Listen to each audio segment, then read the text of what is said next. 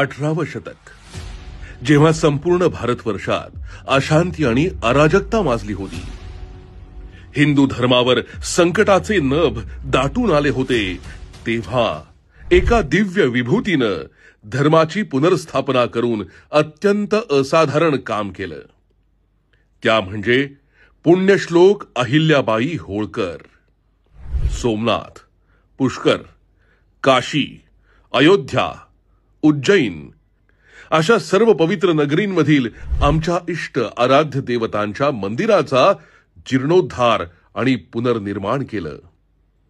धर्माचं रक्षण करायचं असेल तर धार्मिक स्थळांचं पुनरुत्थान करावं लागेल, ही दूरदृष्टी त्यांच्यात होती.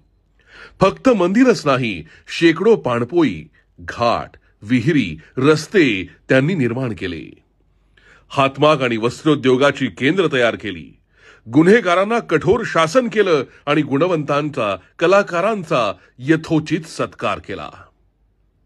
त्यांनी केवळ न्याय सुशासनाचा आदर्शच घालून दिला नाही, तर संपूर्ण राज्याची सामरिक शक्तीही वाढवली आणि निर्माण केली धर्माभिमानी, स्वाभिमानी प्रजा.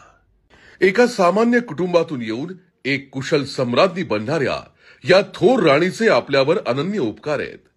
आणि म्हणूनच संपूर्ण भारत थाटात साजरी करतोय पुण्यश्लोक अहिल्यादेवी होळकरांची 300वी जयंती.